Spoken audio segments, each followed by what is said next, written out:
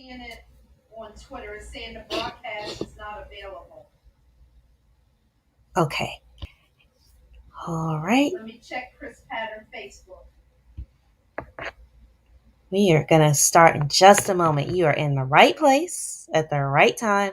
And once we confirm that all places are live, we will hit you with the opening credits. So hang tight. We will be right back.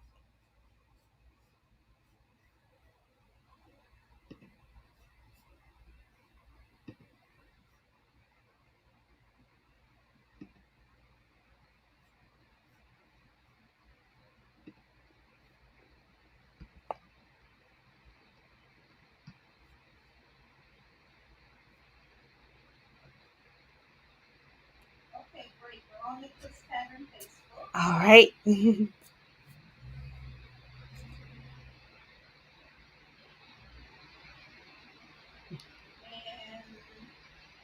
said also Mm-hmm.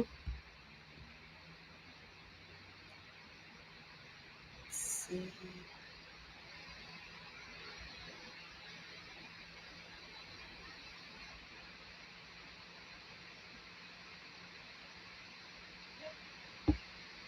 All right, let's just check Twitter one more time.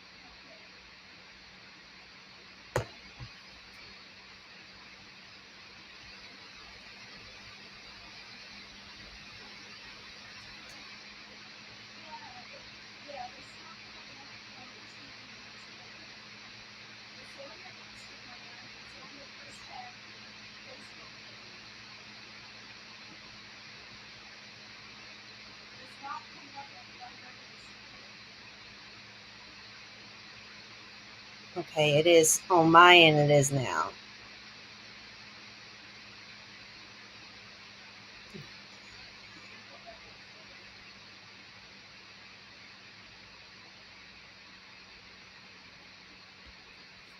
All right.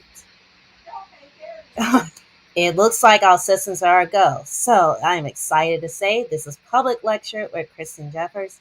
Let me hit the, let's go to the credits.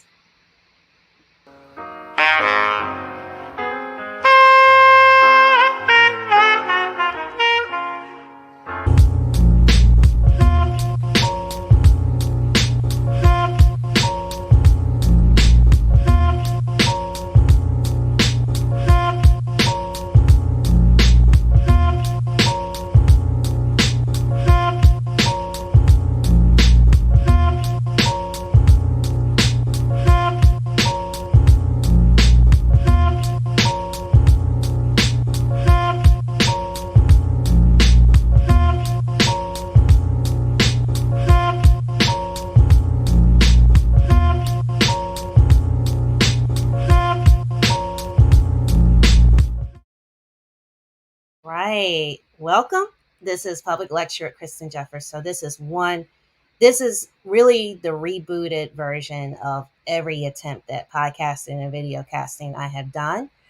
Those of you who are patrons will already know that there's actually 2 episodes of this already loaded. So that is an incentive to become a patron. And in fact, I'm going to put that banner right below me. So this is an interview show, and we will have an interview this evening. I talked a couple of days ago with Illana Preuss, who has written this book, Recast Your City.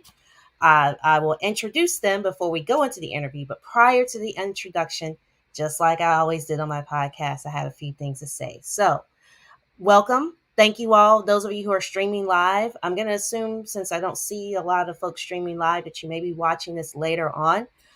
Feel free to just turn this on and have it playing in the background. Don't feel like you have to have the video going, but in the future, I'll definitely be putting up some video things. I definitely want to express my excitement that we do, as of to this recording day, we have an infrastructure bill. I will remain to see. I did talk to some folks about that. We'll see if that press makes it. But anyway, whether or not I'm on your timelines tweeting, or I'm in your inboxes, or I'm on your favorite urbanist site, or I'm even in the office with you or on site with you, this is where things are going to happen. And so This is effectively our last main summit session. This is Craft Week. I will be live on the Chris Pattern on YouTube on Wednesday and Friday nights. I'm actually going to be live. Yeah, I'll be live at 7 p.m. Eastern. Just catch whomever it can be live. But if you can't be live, know that this is all going to live on YouTube. And when it comes to this show will always just live in Patreon. However, if you do decide to become a patron, you're supporting me continuing to do this. I know many of you miss the old podcast. I know many of you miss the chats. I saw the open rate on those daily emails.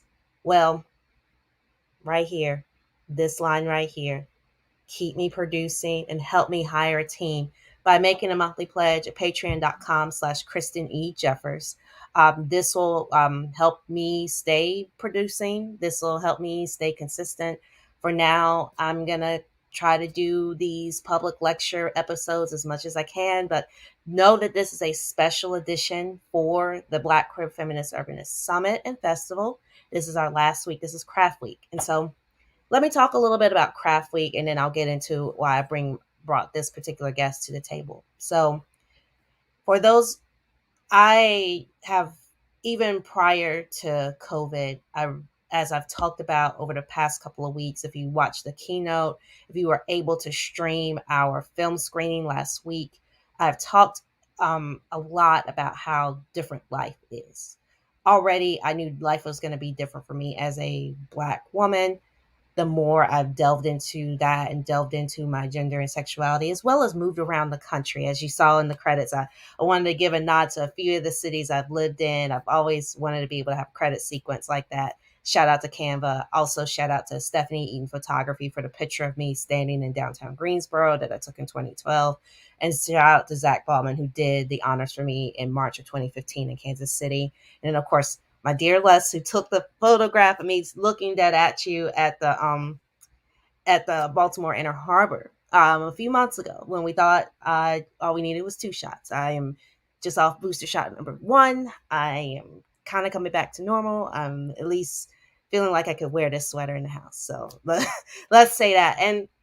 But back to the need for craft. I needed something. And those of you who have been in movement work, those of you who've even just been in political work know, the work that we do, there's work that we can do immediately, and then there's work that just takes a while, especially when we try to go with these existing systems.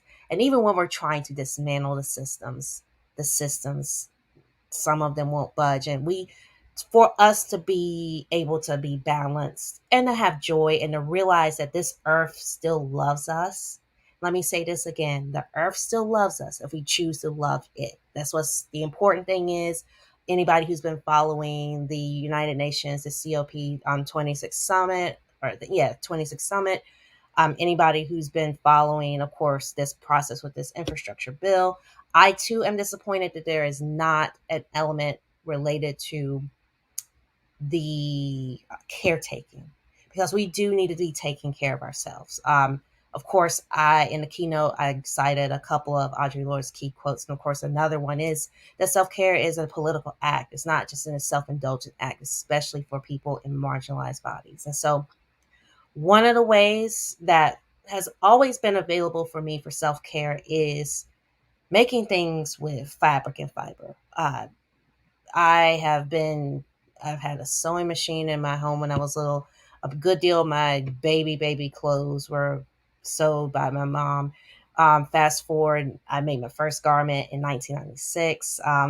Any of you who are on Instagram has saw my mask from a few months ago, my cloth mask with the bumble bears on it. That actually used to be a vest, or at least it's still a vest where somebody is wearing that vest. I can't remember who actually I thrifted that vest to. I do think it was a family member, but I do have the spare fabric and I wore it.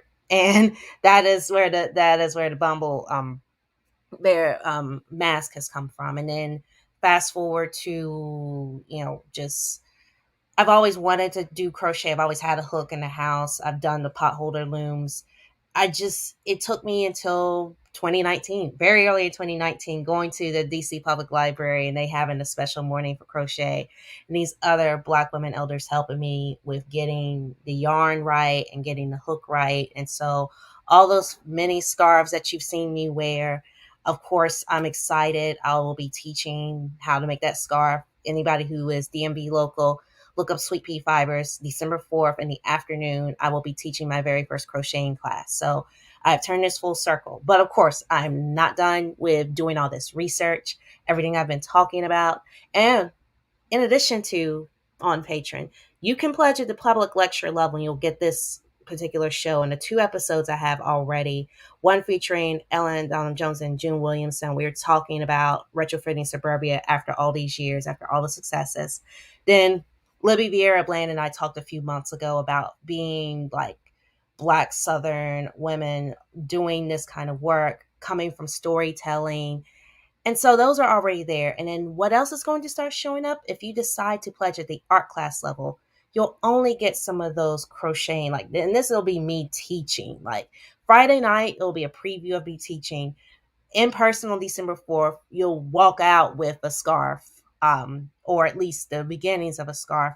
And then finally, like on Wednesday, I'm going to be talking with another Black queer fiber entrepreneur, Brooke Adams of Fully Spun. She just finished funding her Kickstarter. I'm really excited to highlight her. But tonight, I'm going to be talking with Illana Preuss, or at least I'm going to show that interview for you in a very quick moment, quicker than I said before. Recast City is her book. Let me just say my book is coming. That is also in the craft and that is also in the making. But in alternating, I'm waiting on manuscript review and I'm excited. It's in that process. So yes, I'm going to be doing a lot more yarn making and probably some more conversation making. So let me read to you Illana's bio right here in the back of the book, and then I will take a moment and pull up the video here. But Illana Preuss is the founder and chief executive officer of Recast City. She's the co-author of Discovering Your City's Maker Economy and Made in Place, Small-Scale Manufacturing and Neighborhood Revitalization, as well as a chapter author for Creative Placemaking and Sustainable Nation. She's a TEDx speaker on the economic power of great places and a featured keynote speaker. Preuss's passion for great places grew out of her experience working with big and small cities all over the United States, where she led the Technical Assistance Program at the U.S. Environmental Protection Agency's Smart Growth Program, and as the Vice President and Chief of Staff at Smart Growth America. She holds a Bachelor of Arts degree in Urban and Regional Studies from Cornell University and a Master of City Planning degree from the University of Maryland. And Preuss is not working with a city or coaching a community leader. She can be found cooking up a storm with her 2 amazing teenagers. She lives in Maryland, always hunts down the local chocolate production business when on site for a project, and still sings along the 80s music with her husband and kids. So, without further ado, I am going to bring up here to the stream our conversation from just a few days ago. All right. Live. So, Illana, thank you so much for coming and doing this podcast. Like, I've already had some great folks on this, and what you're talking about and what you bring to the table is just going to continue to add to this. Like, when I wanted to do this iteration of the podcast, I wanted to expand it a little more. I wanted to be able to start asking questions of everybody, asking questions in a Black queer feminist urbanist lens, not just saying, okay, this is what we need to do, but asking the questions so we can get the answers and then we can empower people who are in these identities and doing the work. And I think what you've done is doing it with the book and everything. But as I always like to do on the yeah, you're welcome. And as I always like to do on the podcast, I like to take it back to the beginning. So tell me how this all started. Like, how did you end up being a planner type, economic development type, and then of course telling people what they should already know, which is what I feel like this book is doing. I do feel like that too. Well, thank you first of all for having me. I'm really excited to get to talk with you today. You know, I'm a big fan of all of your creative and professional pursuits, so this is really exciting for me. My work I've thought about it a lot, and I've tried to figure out how to go back to the beginning, and really think about what influenced me. So, I think there's a couple of things from growing up. My father is a first generation. He moved to the United States when he was 7. I think that he always saw our role as what good are you going to do in the world. He worked in environmental protection until he retired, and still things like that, and also loved cities. So I grew up getting to go to New York City and wander the neighborhoods, and when we had a chance to go on vacation, it was also what place are you going to wander and get to know. What place are you going to believe in and love the personality of that place? And that is very much the core of who I am. And the other part of it was my mother, who always made stuff very similar to you. She painted, she quilted, she sewed. She taught us all how to use a drill. We all could fix things in the house because of her. And just the knowledge that you can figure it out. And I think that in many ways, my professional work evolved from the city planning of how can we do good in a place to the community building that is what I pursue with small scale manufacturing in downtowns. That's really about how are we bringing people together in a place? How are we making sure that everybody knows that their place is valued?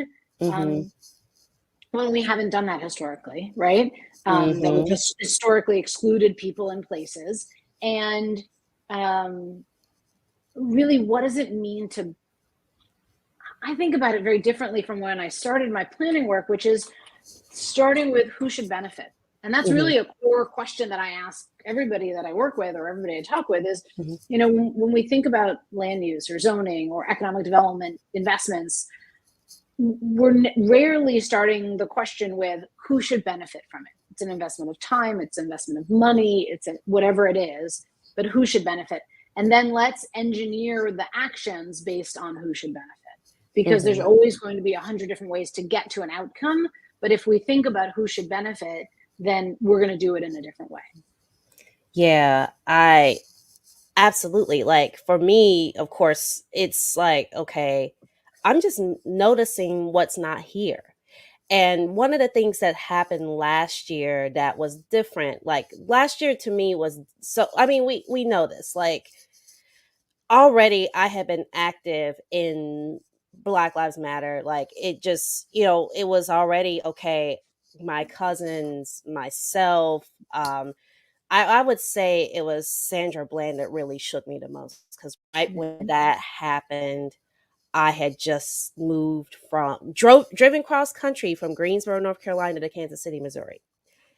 That last leg was probably the loneliest part. I did not do this by myself. I had my cousin with me, and my mom and my aunt rented a car behind us, but getting off, there was some kind of like roadside attraction with, those classic sort of tourist traps. You walk in, it's in the middle of Missouri, and there's Confederate flags. I'm like, we're not even doing that in North Carolina anymore. I mean, we're doing a lot of things in North Carolina. I mean, of course, I would get settled in Kansas City and hear about the bathroom bill, but it's like those, I think this is a story, your story is a story that many of us still have. Like, whether it's being resourceful because you're not given, or say you're like in the middle class and you have to figure, like you're able to work your way, or you're giving that opportunity to work your way, but there's a thing of, okay, well, maybe I need to make some of the stuff because my family's too big, or I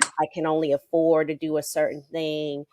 And just I like Les and I talk about that we're kind of the last generation of remembering what it was like to like play in the yard or be like prompted to like do a nake.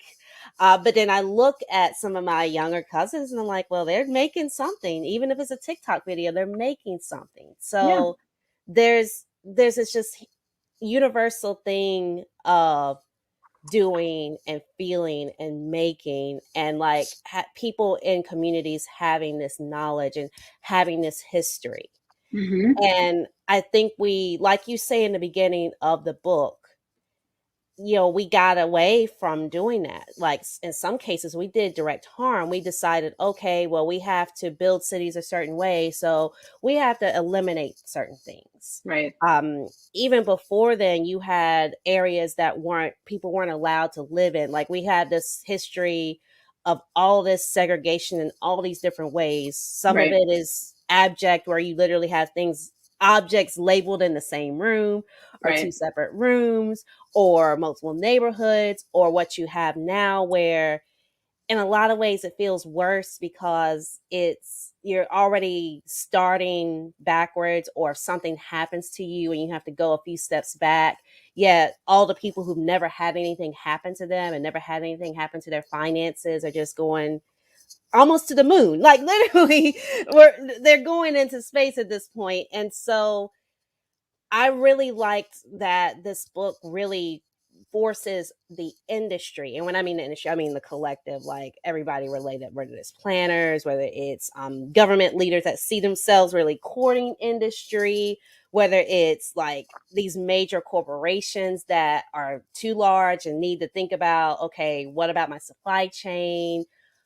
It's that prompt to say, hold up, we need to do something different. And then when you read through it, I'm like, well, this is just it's what you want to do anyway, is the answer, right? I mean, look, I completely agree with you. I think that it's this, I think we're at this funny moment. Funny is not the right word, but transformational is sort of overused for me at this point. Yes. We are at this transformational moment, for lack of a better word, where I think that there's a lot of people who believe that sort of smokestack chasing or big tech chasing doesn't work. I find that when I run around the country online or in person and tell that to people, I'm getting a lot of nodding heads, because I think people are realizing that what they were told to try to do over the last 30 years, let alone the last 60 years, really didn't help most places. Yeah.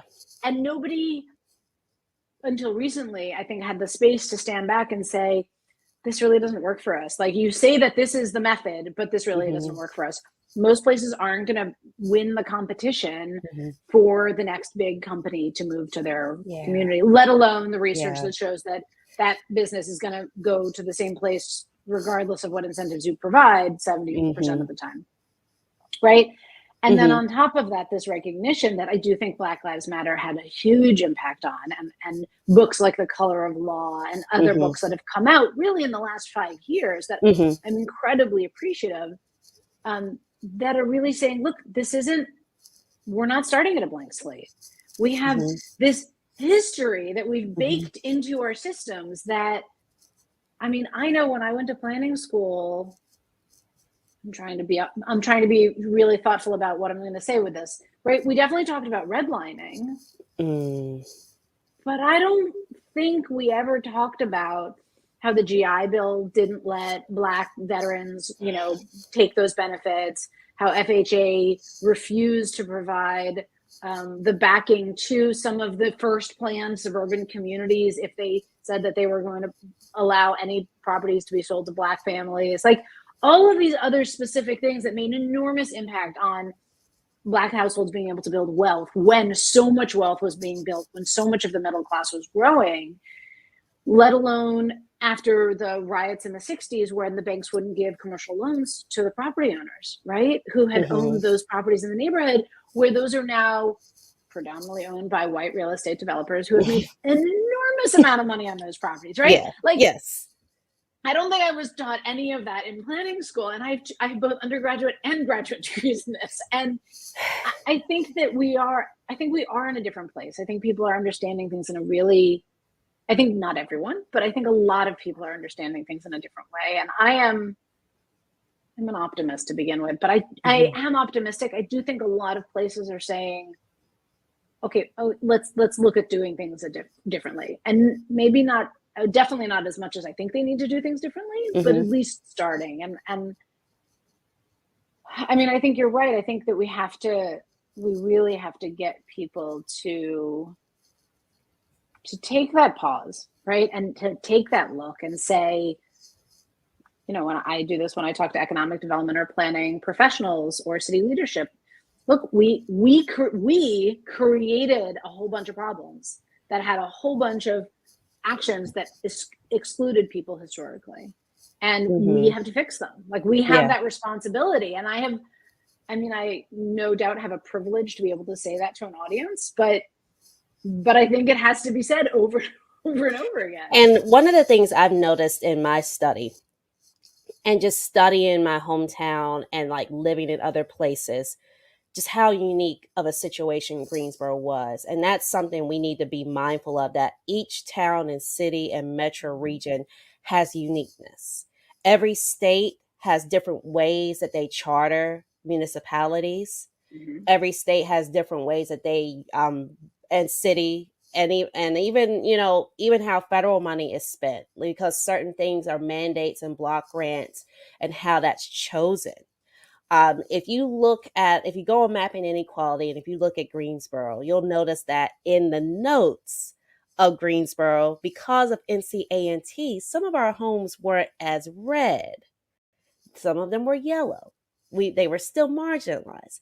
They're undervalued. Some of these are on the historic register, and they're working on a project right now in Greensboro to put, kind of similar to the one they're doing on the south side of Chicago. A lot of wealthy Black folks at the time really got into modernism. There are a lot of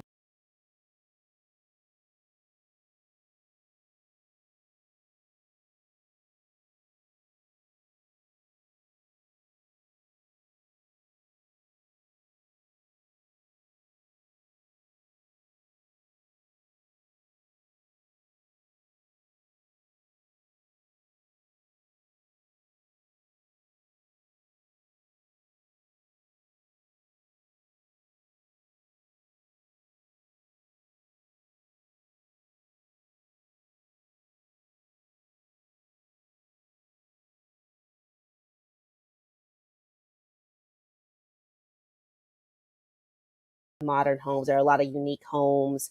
The influence of pockets of Black wealth historically, HBCUs, Black church, all these entities that, in spite of not being allowed to interact with other communities, that just like we look at other nationalities and ethnicities and their abilities to create community wealth and invest within communities, we still have some of that. The thing is, I think there was this promise of integration and this promise that, okay, well, maybe we don't have to work as hard. Maybe they're going to finally do right by us.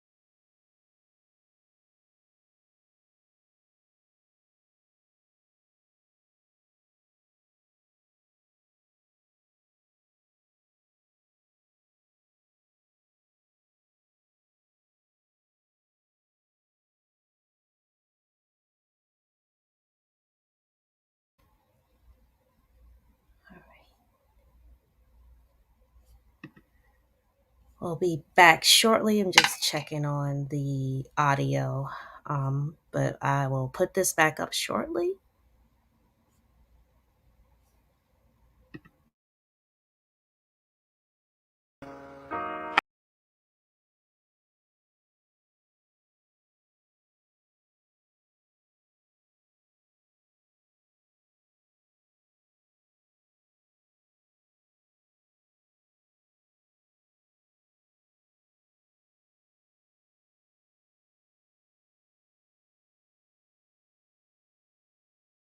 We can just lay it all down. And I could totally see my grandparents' generation saying that, especially because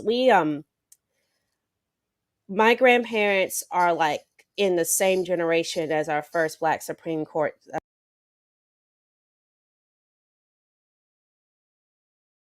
Superior Court justice, and he was like the first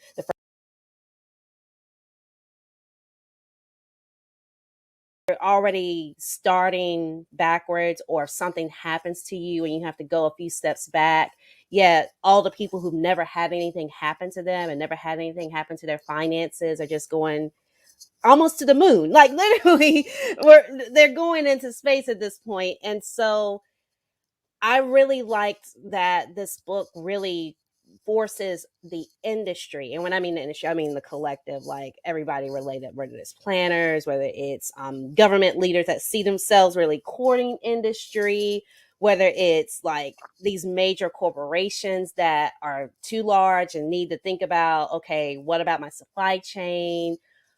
It's that prompt to say, hold up, we need to do something different. And then when you read through it, I'm like, well, this is just it's what you want to do anyway is the answer, right? I mean, look, I completely agree with you. I think that it's this, I think we're at this funny moment. Funny is not the right word, but transformational is sort of overused for me at this point.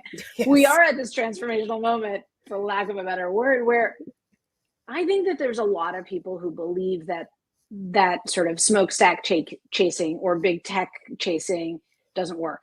I find that when I run around the country online or in person and tell that to people, I'm getting a lot of nodding heads, because I think people are realizing that what they were told to try to do over the last 30 years, let alone the last 60 years, really didn't help most places. Yeah.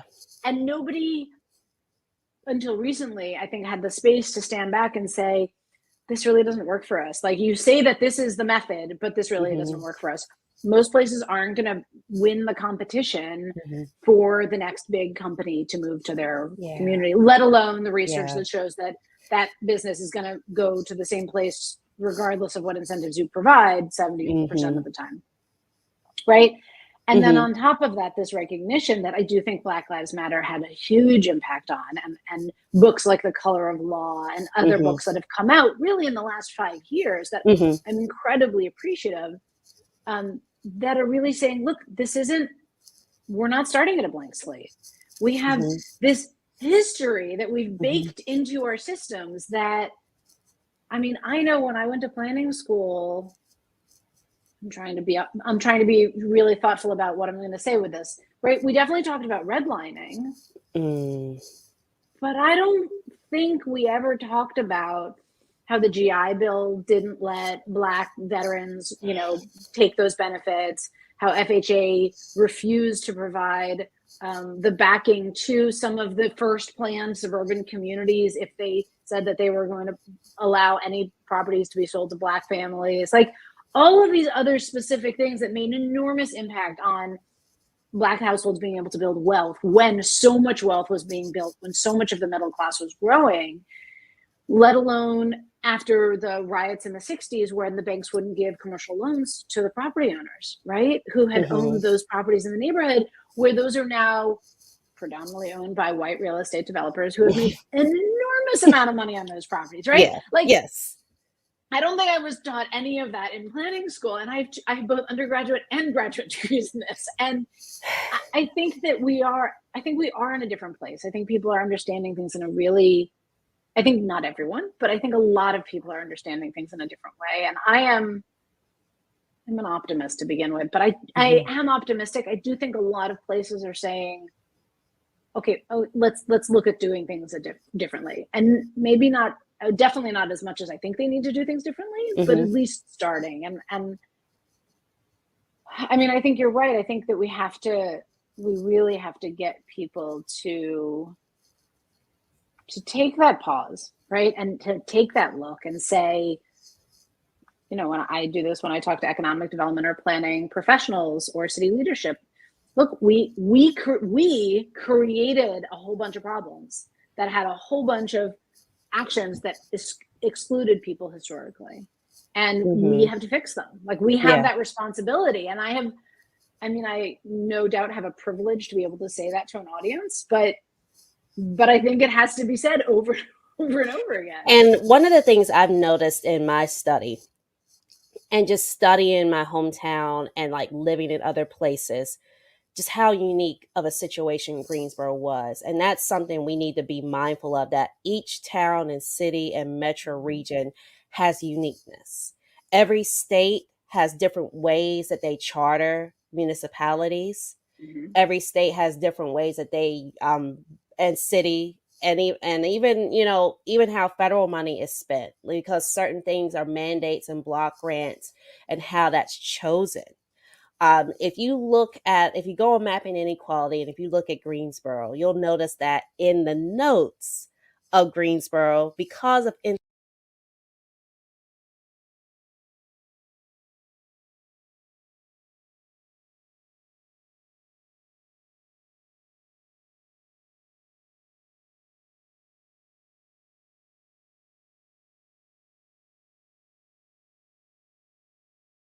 this is who lived here. We're not going to pretend that slavery didn't happen here. We're not going to pretend that they weren't here.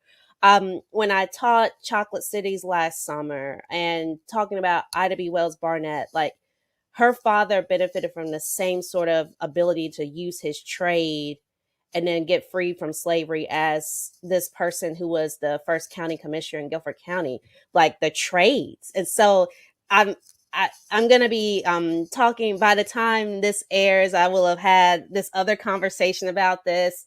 And it's like, oh my gosh, we literally did build. We built before we were brought here. We were brought here to build. And there's so much that is here that unfortunately we were like squashed against the folks that were already here, Right. to do it better. And so already you've got this when we are having these conversations around interracial solidarity and people of color solidarity, we have to have these conversations. We have to talk about how, and that's why it's I'm kind of in that place right now where I'm like, yeah, I understand having like a collective people of color conversation, but unfortunately, mortgages, commercial real estate, policing, so many things that have to do with property are not like separate. Whereas when I look at the fiber and apparel world, I can have more of that conversation there, because it's obvious that right now we make things cheaply in one region of the world. We ship them here, we barely buy them, then we ship them back to another region, and their environment is like degraded. So yeah, and I think that there's these really interesting pieces that are coming together right now. Right. So, I mean, at the most basic level, for me, one of the reasons I'm so excited about small scale manufacturing, anybody who makes a tangible product you can replicate or package, is that we, like you said, we have this heritage of making things across the board. Every part of our population, every immigrant, every whatever it is, stripe you want to pick, people make stuff. And then there's this great research. I was reading, I can't remember the source, but I was reading an article recently that was talking about, I was reading more about our racial wealth gap. And one of the things it said was that Black households where somebody owns a business have the wealth of 12 times that of other Black households. So really clearly that business ownership makes a huge difference, right? So we have everybody who makes stuff, and then we have this research on top of it. And then there's people, there's this amazing woman in Austin, Skyra Redu, who I met in Louisiana when I did a project there. And she is helping the city work on life cycle products, like what you're talking about, right? How do we have the business here that uses the waste from this one and makes this product, and the product at the end, right? The full life cycle business concept, and focusing very specifically on supporting Black, Latino, and other business owners of color in this sector, right? And so, like, you take these like concepts and you go down and down and down, and then all of a sudden you get to these applied places where they compete assistance, and they can compete space, and they can provide grant support, like all of these ways to go from the research and theory to the application for specific people in a specific place, which I think is really one of the most exciting things. Yeah, totally. Like, I'm excited that we finally got to this point in the professional discourse where people see we can't keep doing this the same way. I don't know when do you feel like the shift happened? Because of course, I've already shared your bio, so people know that you've worked with HUD, that you've worked with Smart Growth America, that you've been, masters and everything. You've been like a capital P planner, and you've been involved, and you were involved in sort of that first wave when we had the sort of the EPA, DOT, HUD under Obama era, when we first started having that conversation, even conversations prior in the Clinton era, and now we're at where we're at. Right. Where did it sort of say, where did you sort of see, okay, was it even back in graduate school, you just couldn't really do anything about it? Or were you in the midst of all of this saying, this isn't always lining up. It's lining up here, but it's not lining up there, but I can't really do anything about it because my hands are tied. When did the light bulb go off for you that you needed to absolutely put your career on the line to say, this is right, that's wrong? It's a great question. I mean, I absolutely admit I have been part of the problem, right? Like I was at the EPA Smart Growth Program. I was at Smart Growth America. I know that I did not put equity as a high enough priority in our work for a very long time. And I regret that, right? That is something that I am fully aware of. I think that part of this is, after the last recession, 2008, I've been in this field for 25 years. After the last recession in 2008, when we knew going into that recession that there was already people turning towards investing in downtowns. It's sort of hard to remember that people weren't investing in downtowns before then because we have short memories about things, but that was the reality. And then coming out of it, it spiked. And then all of a sudden we were having these conversations, not only about investment going into places and gentrification, but displacement. And, for me, that really started this conversation of like, who is the space for, and how do we think about that? And I think honestly, I was mostly wrapped up still in making the case for these kinds of investments writ large, as opposed to thinking about the impacts. And I started Recast City 7 years ago now, and I would say it was really probably 10 years ago where for me I was like, it's not enough. Like what we're doing isn't enough, and we need to start looking at the details of who we're impacting, how we're impacting. And, there were some amazing people coming up in the world. Majora Carter, right? I mean, all of these amazing people who are coming up in this and saying, we can do this here. Like you may think we can't do this here, but we can do this here. And, and for me, it was a whole bunch of ahas and like, oh my God, I can't believe I haven't done this kind of situations for myself, right? And when I left all of that to start Recast City, it was starting my own business. And I think this is true of a lot of us when we start our own business. You get to establish your own values, your own voice, your own priorities. And I influenced them in places that I worked beforehand, but I didn't own it. And for me, when I started Recast City, being able to say, this has to be inclusive. At minimum, this has to be inclusive, right? Like baseline is talk to every different part of your population, right? Like that's our minimum. That's not our goal. That's our minimum. And like the first year I was in business, people had no idea how to do it. I mean, really, they had no idea how to do it. And the book and a lot of the steps in the book were an evolution of me trying to figure out everything I knew from planning, all of the communications and outreach stuff I had trained people on for years, having to do with sustainable communities out of HUD, like all of that work, trying to break it down in a way to say, inclusion is our baseline. Here's how you find people. Here's how you talk to people. You were talking about, that how Greensboro is different because of the HBCU and because of, the churches and those are our infrastructure. Right. And part of my work is I call those leaders in those parts of the community are connectors because, and I don't know why nobody ever sort of took this apart for me when I was learning planning, but every person has network bias. Know the people you know. Yeah. It's true of all of us. Yeah. It's our natural tendency. Mm-hmm. And the only way we can do this effectively is by purposefully breaking out of that and building a new network that we can use for the long term, but that is specifically building relationships with people who are considered the leaders or the people who are trusted within a community, to help us meet new people, right? Mm-hmm. And it is, I don't think I started as a technician, right? Like I was maps and numbers. Like that was where I started.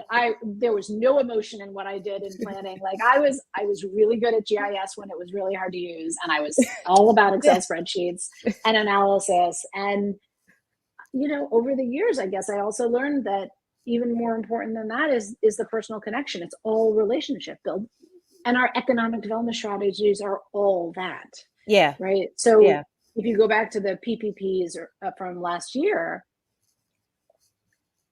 it was most successful in places with small banks where they had personal relationships with the small business owners who quite literally helped them process it before it went live. Right. That was the first round.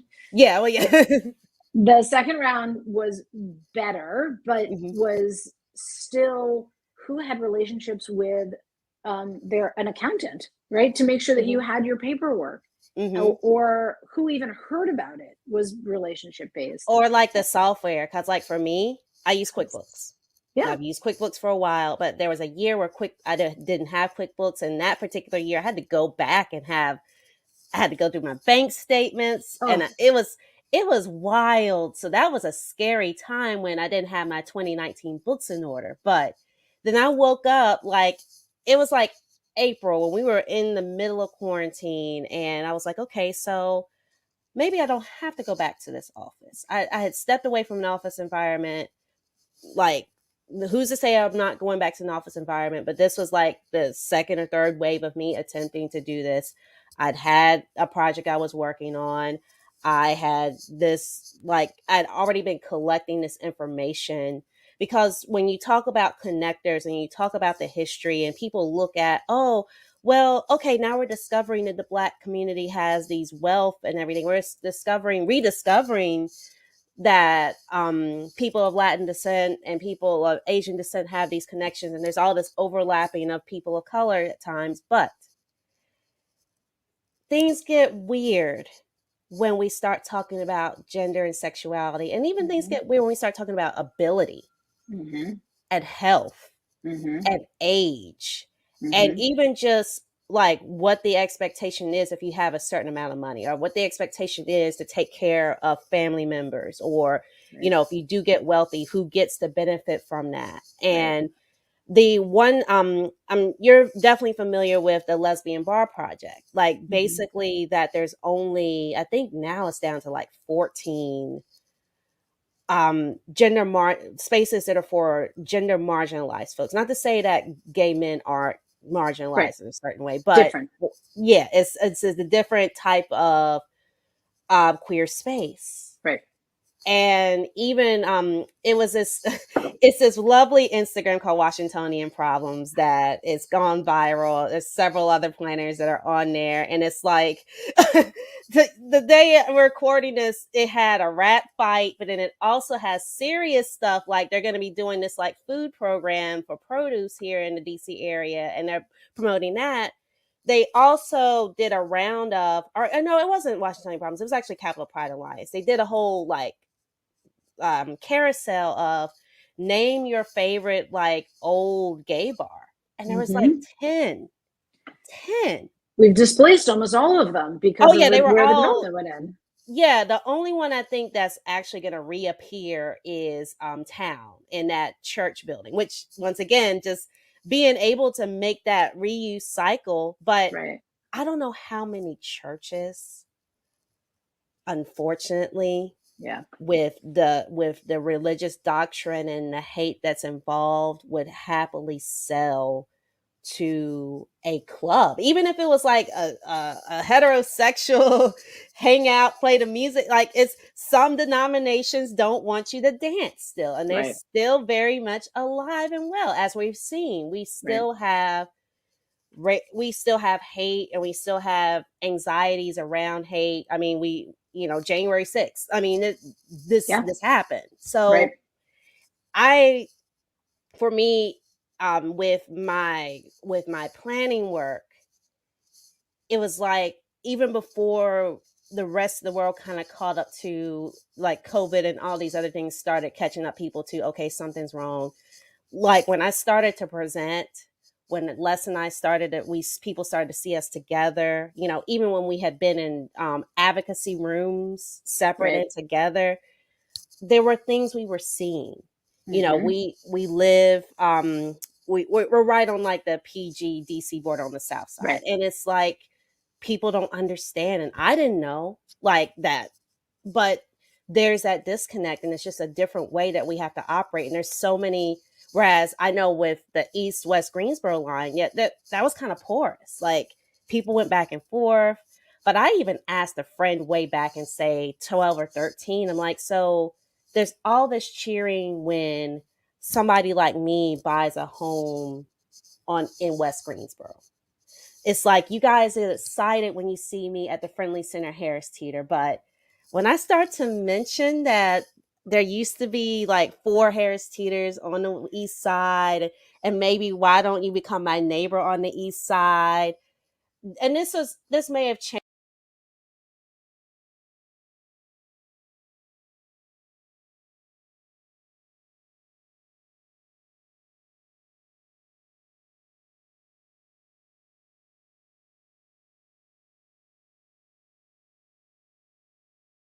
I was like, I need to track this. Yeah.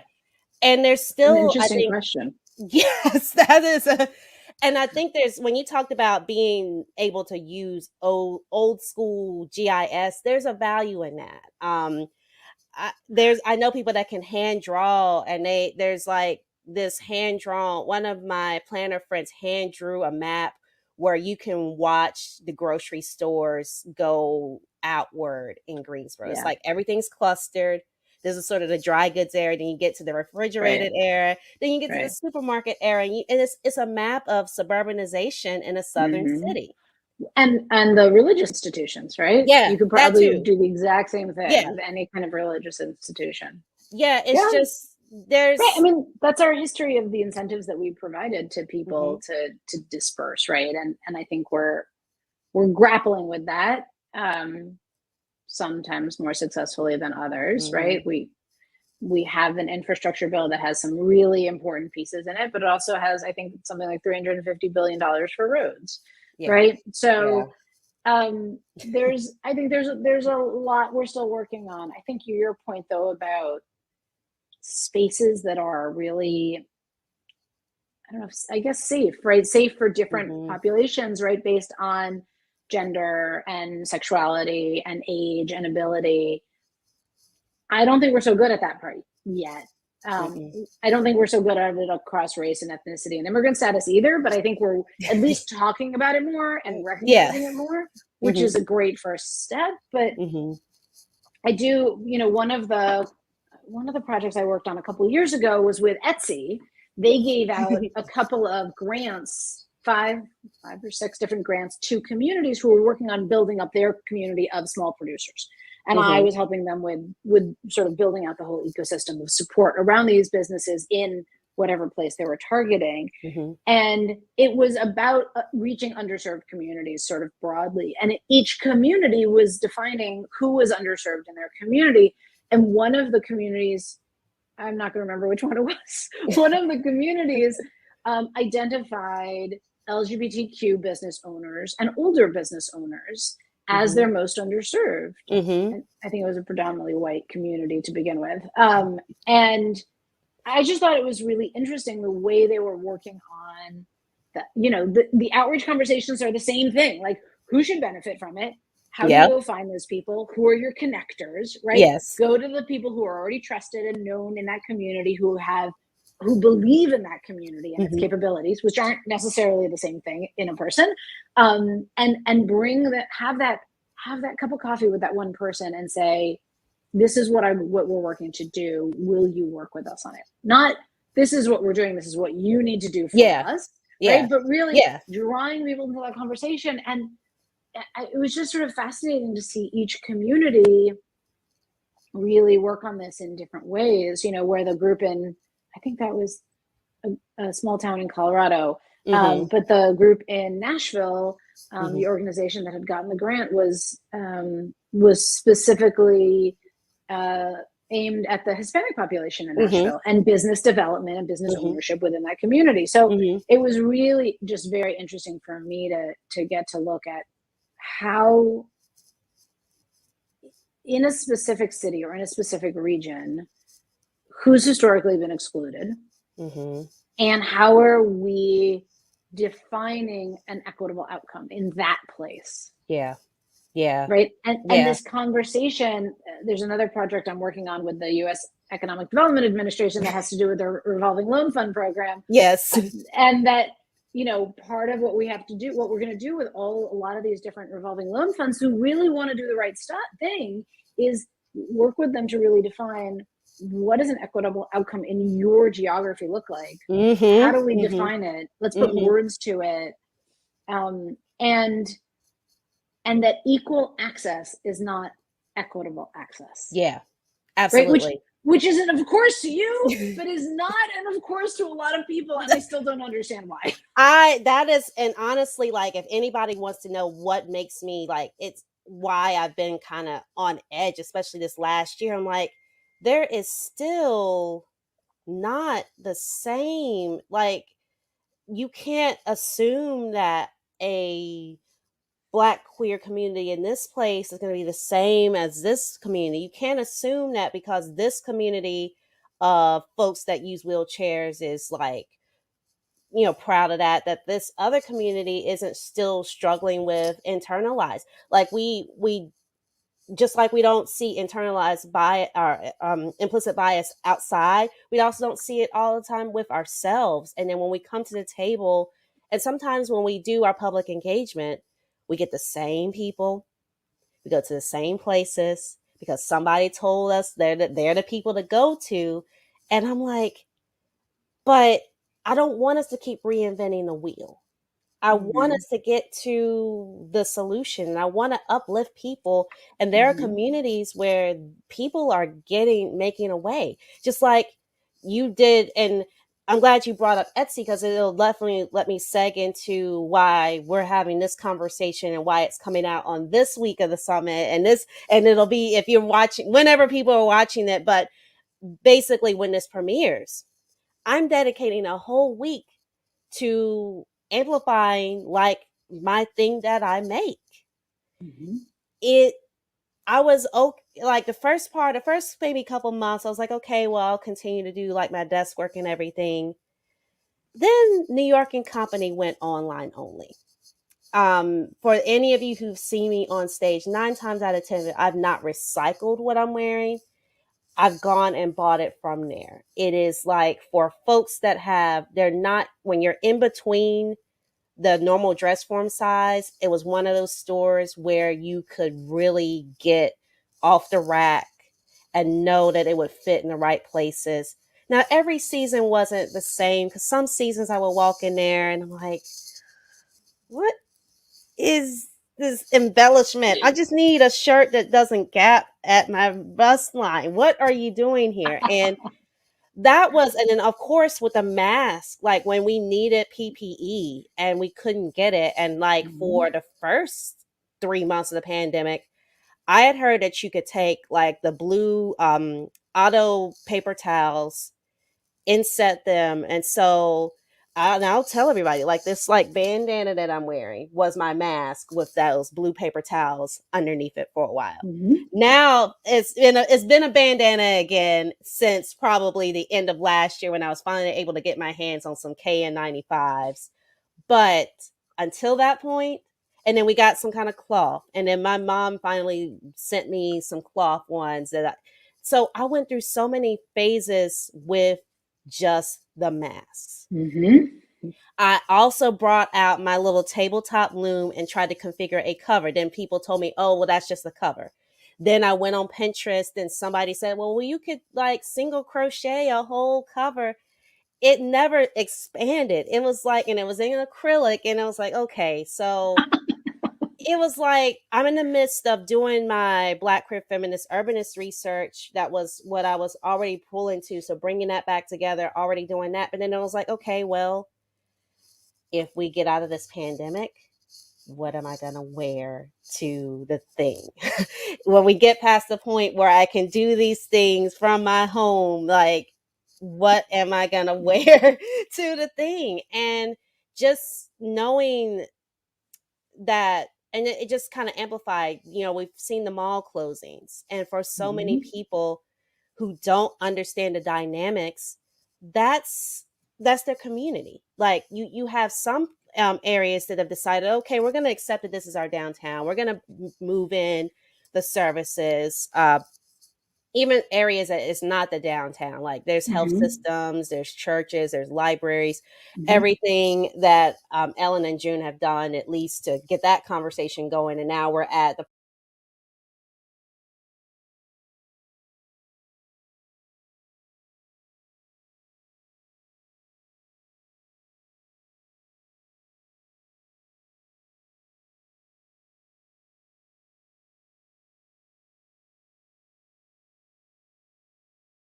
crochet and you're sewing. And I'm like, yeah, you can. Like, it's awesome. Yeah. I mean, I think that what you're pointing out is it's more of an understanding, at least in some places, more of an understanding of like people get to be creative and create in so many different ways and be in so many different ways, and great, right? Like, yes. No matter what it is, like, great. I got no bones to pick with anybody on it, and that there is in fact a way and a growing community, not everywhere, but it is in fact there at the local level. I think it is easier to find than any national conversation. But at the local level, there are growing communities of people who make stuff, who support each other through that process.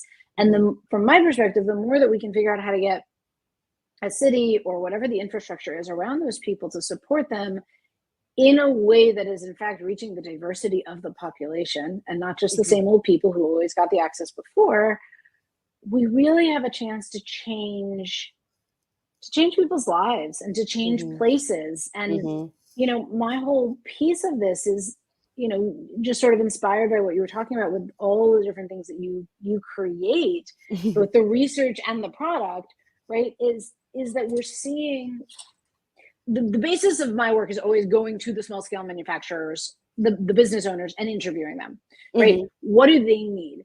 I think one of the only ways to break out of the always talk to the same people is by saying we are specifically going to interview these people with these questions, and we're going to see how that's different.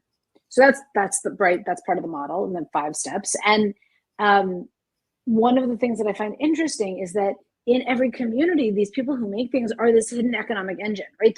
They're just sort of head down doing the work, making their product, selling it wherever they're selling it, and that the more we can showcase not only the diversity of the business owners, but the diversity of the products, the diversity of the revenue sources they're bringing in.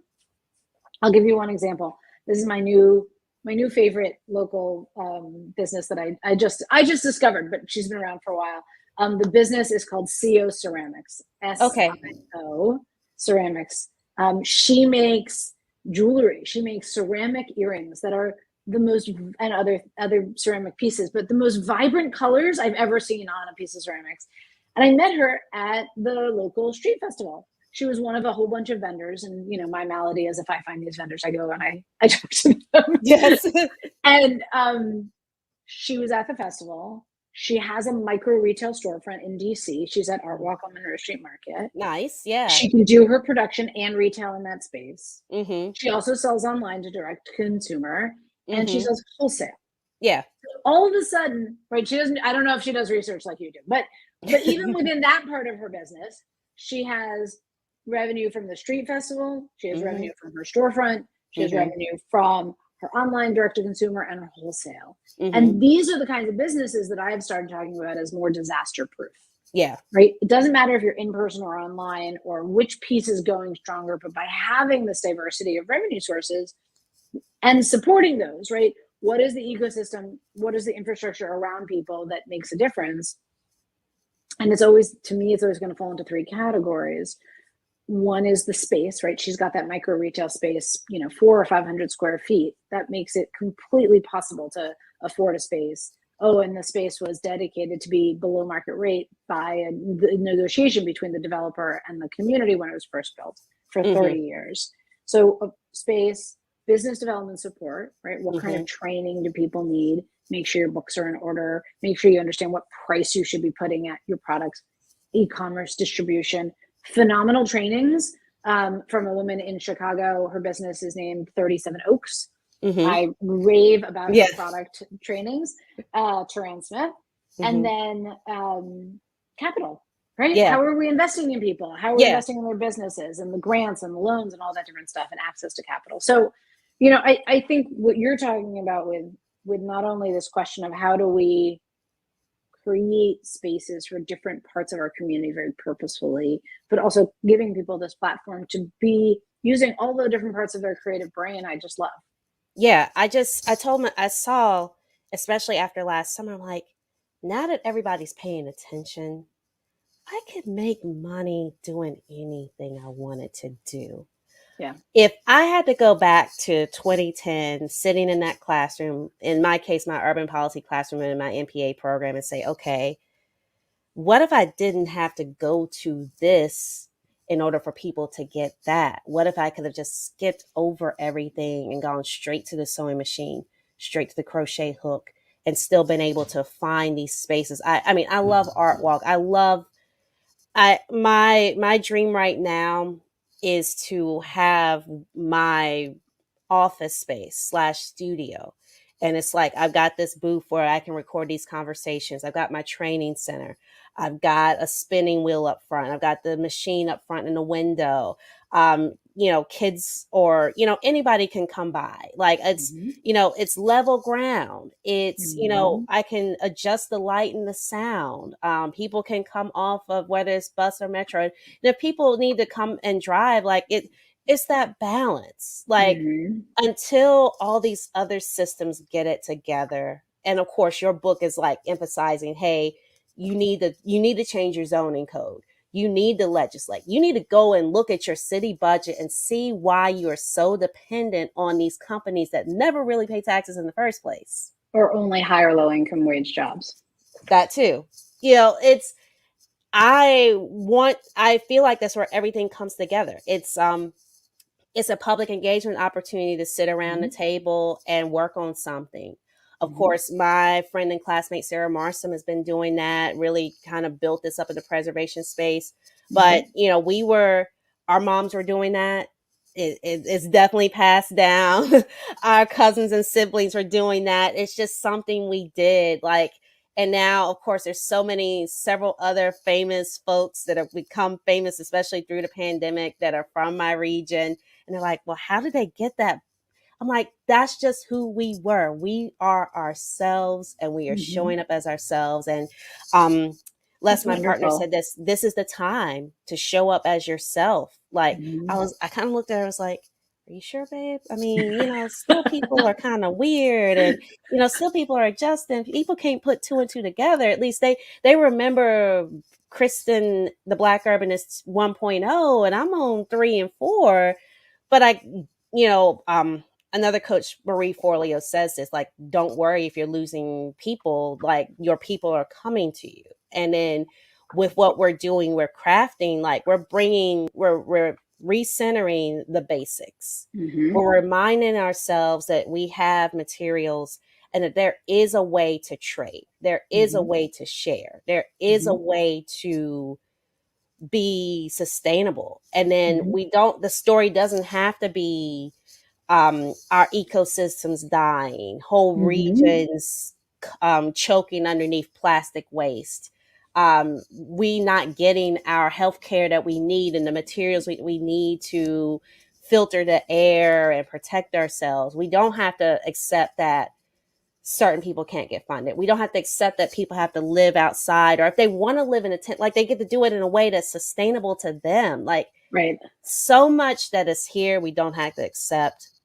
but absolutely the making and the crafting, it's the foundation. And that's where we are with this conversation and this part of the summit. And anybody who goes back and looks at this episode and just hears this conversation, what is like you, I want to go back to one thing before we close out this conversation. You mentioned that you did come to this point where you realize, okay, I'm at a point of privilege. I wasn't centering equity. I wasn't having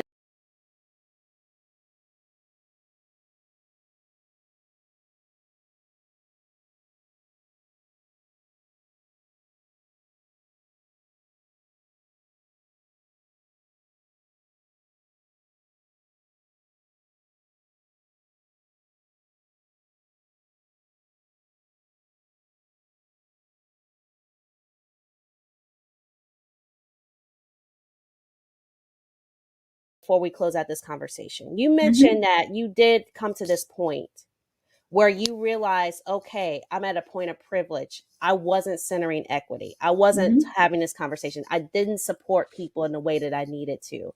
Right. What can you give to folks that might be in your position that are working through those feelings so they can get through those feelings and actually get to be useful? Well, that's a hard question. I don't know how to tell anybody to do something different other than to just to figure out why something's important to you or to the world, right? Like I said at the beginning, like part of what I was brought up about is we have a responsibility to do good in the world, right? And my good started with the environment. I worked in the smart growth office at the EPA, and I think that the good that I can do in the world right now is making sure that not only that we're having these conversations, but that we're doing something about them. And that sort of like you said with Marie Forleo, who I also follow, you know, if I'm not bringing this into the conversation, then I'm not doing as much good as I could be doing. And that and that I only want to work with people who want to do this, right? I'm, you know, I have a Recast City. We work with communities all over the country. I am incredibly upfront that this is about, at minimum, inclusion, and and the goal is as equity. And I want to make sure that the people who get that, who want to work at that, I want to help them be wildly successful at it. Right? Because I think the other thing that is the reality, unfortunately, in politics is that people copy success. Yeah. Right. And so, you know, I want to help a lot of business owners be wildly successful, and I want to help a lot of communities be wildly successful, and then be able to say, this is why. And I think, I don't know, I think people just have to, I don't really know how to talk to other people about it other than to talk about what I believe, right? I honestly, I don't understand really how people can't see it at this point. And I honestly don't understand how I didn't see it a decade and a half ago, right? Like that's on me. But after all of what we've gone through in the last 2 years in particular, I don't see it. And you know, I live in Montgomery County, Maryland, and we are having very intense conversations right now as a county about the long-term plan for the county. And I am a single-family homeowner, and I am one of those advocates out there saying, yes, I live within a half mile of a metro station. Please, in the future, once you pass this, change the zoning and allow 2 to 4 units on my property. I don't understand how people don't see that the connection between privilege and property and the historic exclusion of Black households from all of these other benefits. And like, I don't really see how people don't see it. And I mean, that's my naivete, I think that's the optimist in my brain of just being able to go out, and it is my privilege, right? I mean, I can go out and say, I'm having endless conversations right now about this with the revolving loan funds of like, how do you get the people who manage these loan funds to come up with a definition that they can apply. And do I have to worry about how they feel about that? Yeah. And Yeah. I think I sit in a privilege where I right now say, no, I don't really have to worry about that. And that is a complete privilege. And I recognize that. But that I want to push from my spot and push them to think differently. And that's part of my role out there. Yeah. I mean, because we're bearing the scars. Like, you know, my side of the region, I'm in Oxon Hill, we're in Oxon Hill, and it's like, we just got our target. You know, a lot of other things on our main thoroughfare, like it's a world of difference between Oxon Hill Road and Rockville Pike. And of course, whatever your region's equivalent is, it's when I go home though, it's like, I can easily, like, I'm 10 minutes away from the next thoroughfare and I'm 10 minutes away from that next thoroughfare. And it's more centralized, but it's still very suburban. Like we only really have, when Jeff Speck came to visit one time and I had to kind of push him. And I was like, well, you only have one good street. And I'm like, Jeff, I mean, it's a lot of people are kind of in this boat. Everybody can't have, you know, the house where you were and the benefit of living and working with where you worked and everything. You know, we have to go back. We have to meet people where they are. And we have to hear why they might not want to have anything to do with a bus stop, anything to do with a bike share, anything to do with just walking around or you know, we have to, getting back to what I said before, sometimes we're talking to the wrong community leaders in these different communities just because they're there. But sometimes it takes a step to do that. And I'm hoping we've all kind of evolved. Like this was a conversation I had with him. This was probably 13, 14, because I was still living in Greensboro at the time. I think Chuck Marone had come in. Like all these people that are like known, big in a lot of ways, white males, straight white males that are known in this. And so bringing this work into the lenses, filtering it through all of the things that I bring to the table, and like so many people that don't get to approach this because they're already done, because they've already had to take 2 and 3 buses home. They have to filter their water. People have always told them never to speak up. It's not safe to speak up. Get your safe government job and don't do anything else. Or, you know, we just celebrated Veterans Day like the day before taping. And so it's, you know, all those things that Black communities and other marginalized communities get told. Like, you know, for many of us in the queer community, we're told to still pass. Like it's all these things that you don't hear. So you're not taking those risks. But when you start, like what you're encouraging cities to do, what you're encouraging businesses to do, what you're saying to the smaller businesses, like so many of the folks that I encounter, like when I last tabled at Wonder Garden, I was next to another card producer and she got a little scared that I kind of slimmed my cards in. I'm like, well, I took a font and Les's favorite colors, and they're beautiful and they're fun. Oh yeah, and I just have my model here, have my dress form model here, and you know, I knew people weren't going to necessarily buy my clothing at a fair rate at a beer garden, so I had something to get people to the table. But I told my table mate, like, you hand drew your cards. You hand drew all of these. And yeah, you might reprint them, but it's your pen. Like, it's that saying, like, everybody might have the same recipe, but the sauce is going to be different. That I encouraged her. I was like, you have something different. And I think that's really important. I want to add one more thought, though. Yes, and this goes back to two things you just said. One is about burying the scars. I think that is a really, really important phrase. And I think about the scars that we're all burying right now because of the last year and a half, how it's impacting kids and families and business owners, but also historically, right? All of the other scars that you are bearing or that I am bearing, and that we never know what those are for another person. But that we have to really, you know, it's one of the reasons I tell city leaders that they have to go to the place where that business owner works and not ask them to come in, is because we have to say, I respect you and I respect your time and whatever you are carrying, and I'm going to build.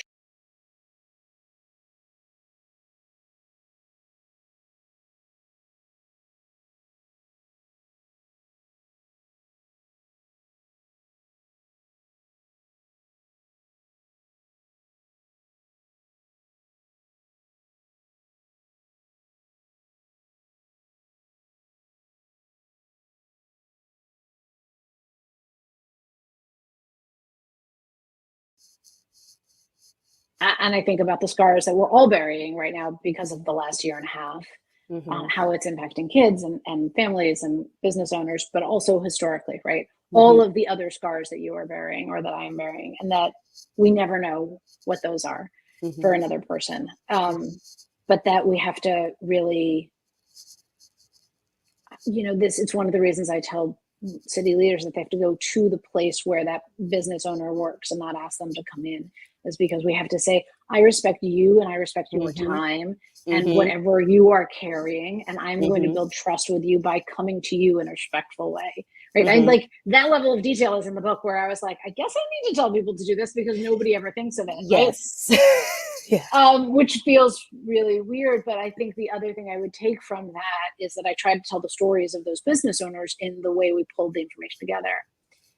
But I also think, you were talking about other people who had come through Greensboro when you're there. I think it makes it even more important for you or other people to tell their story and write the books, right? And really, one of the reasons I wrote this book was because I wanted to get the word out as broadly as I could about this work and about this opportunity and doing things differently, but also because I wanted there to be different voices in our field. Yeah. Right. And so, and that's very real. And so I think I would just encourage you and anybody who's listening to think about, what does it mean to be a different voice in the field, and how to amplify it. And do you write the book, or are you writing the articles in the newspaper, or whatever it is that I sort of feel like we have a responsibility and an opportunity around that. And I try to amplify other people's voices, right? Who don't have the platform that I have. And I just think that's a big part of it right now too. Absolutely. And speaking of said book, this is what it looks like. I got a preview copy, but I was like, let me get a hard copy of this, because like, I have, anybody who saw my Instagram, I have that whole stack. Speaking of my book, I'm literally, day of taping, I am meeting with my editor.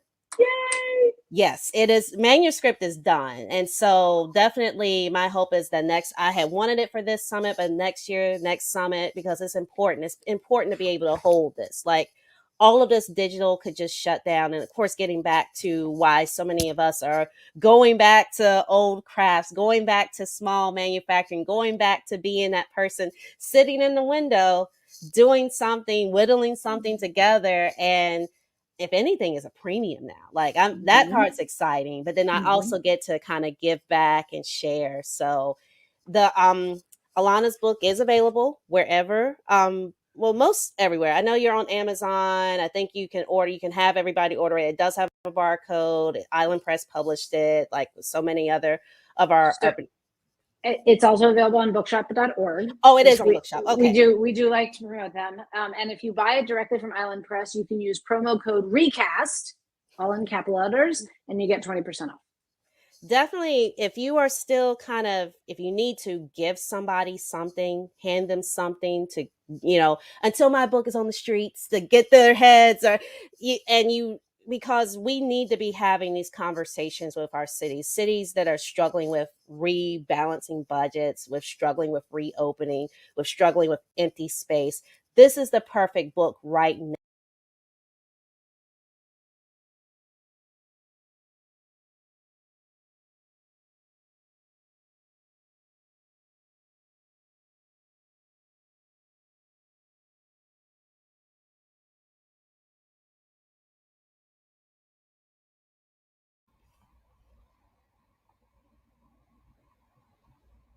All right, let's see. Looks like I'm still a little bit on a tape delay here.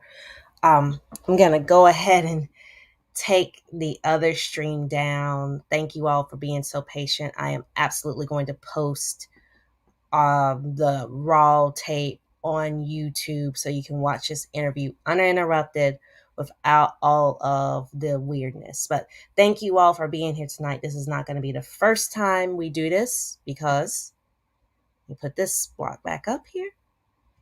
You're going to do this. You're going to, there we go.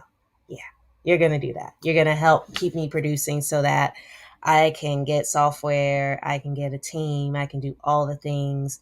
But in the meantime, I'm going to keep showing up here. You can find Illana's book at recastyourcity.com. There is a special, one thing that got cut off. If you go to recastyourcity.com, there is a special purchasing code. If you buy it directly from Island Press, which is the publisher, that is on recastyourcity.com. You can find me pretty much everywhere. For the best place to find me, LinkedIn, my given name, Kristen Jeffers. Twitter and Instagram at Black Urbanist, also at Chris Pattern if you're interested in following more of the craft journey. But yeah, I'm going to probably archive this video as well, but I will be posting probably tomorrow. I will probably post the raw video and edit it before and after so that you can get this valuable, wonderful conversation without the weird tape and talking delays. But thank you all for being patient. Thank you, Illana, for coming to talk with me once again. This is what our book looks like. And one day soon you will see what my book looks like. And I also want to affirm the call to action to continue to have my own conversations. No matter what, I'm going to be here with my own platform. It may not be as consistent as I would like. I'm still struggling through the muck that we're all struggling through, but I do want to be here. I want to have these conversations. I want to make awesome things, and that is the goal. So until next time, thank you for those of you who watched the whole thing or those of you who tried to listen. Thank you for being here. Thank you for the attempt. But we will be back with another live. We will be live, and everybody will be live on Wednesday evening at 7, and then I'll be live again, and I'm going to work through these technical difficulties so we don't have these weird gaps. So have a good night, everyone, and thanks for joining me.